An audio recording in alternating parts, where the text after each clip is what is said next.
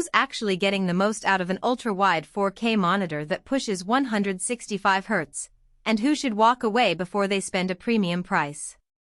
If you've been scrolling through endless specs and still feel unsure whether a 34-inch Honeycomb panel fits your workflow or gaming rig, that hesitation is real.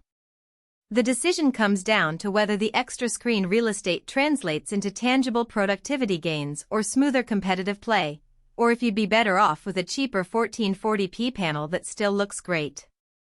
Link is in the description if you want to check the product details on Amazon. First, let's talk about the kind of setup where the Kuycon Q34W actually shines. Imagine a home office where you run a spreadsheet, a design app, and a video conference all at once. The 34-inch ultra-wide aspect ratio lets you tile 3 windows side by side without the constant alt-tabbing that a 27-inch monitor forces you into. For a content creator editing 4K footage, the native 3440x1440 resolution gives enough pixel density to see fine detail while still providing that cinematic stretch. The 10-bit color and 96% DCI-P3 coverage become noticeable when grading color or comparing brand assets. The panel can render subtle gradients that a typical 1080p screen would wash out. In a gaming scenario, the 165 Hz refresh combined with HDR and 600 nits brightness makes fast shooters feel fluid, and the high peak brightness keeps dark scenes visible without crushing the highlights. But that same feature set introduces trade-offs that can bite the casual buyer.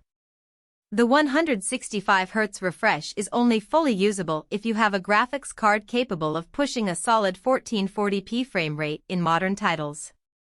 If your rig tops out at 6070 frames per second on a 1080p monitor, you'll be paying for a speed you can't actually exploit. Likewise, the HDR implementation is respectable but not on par with a true 1000 nits HDR panel. You'll notice the boost in bright scenes, but the contrast isn't deep enough for HDR purist movies. For a user who primarily watches movies in a dim room, a dedicated 4K HDR TV might still be the better investment. The ergonomic stand is another point where real-world usage diverges from the spec sheet. The Q34W offers tilt, swivel, and height adjustments, which is a relief when you're trying to avoid neck strain after a marathon gaming session or a long editing day. However, the stand's footprint is a bit wider than a typical desk rail, so if you have a compact workstation, you might need to rearrange peripherals just to make space. The good news is the VESA-compatible mount, meaning you can eventually switch to a wall mount or an aftermarket arm if the built-in stand feels cramped. Let's break down who should click Add to Cart and who should keep scrolling. If you're a professional designer, video editor, or data analyst who already works with high-resolution assets and needs the extra horizontal space for timelines or multi-window workflows, the Q34W offers a solid value proposition. The color accuracy out of the box means less time chasing calibration, and the 10-bit depth prevents banding in gradient-heavy graphics work. Gamers who play fast-paced shooters, racing sims, or competitive MOBAs will appreciate the high refresh rate and low input lag, provided their PC can deliver the frames needed to keep the experience smooth. The built-in eye care features low blue light and flicker-free tech also help mitigate eye fatigue during those extended sessions. On the flip side, if you're a casual user who primarily browses the web, watches YouTube, or plays older titles that don't demand high frame rates, the premium price tag may not be justified. The extra width can feel like dead space when you only need a single window open, and the 165 Hz panel ends up being a feature you never really use.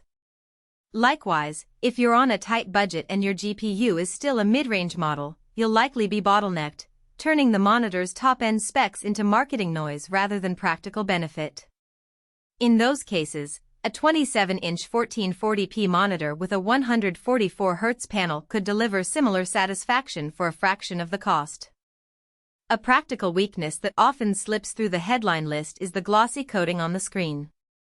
In a bright room with windows behind you, you'll see noticeable glare that can wash out colors, especially during HDR content.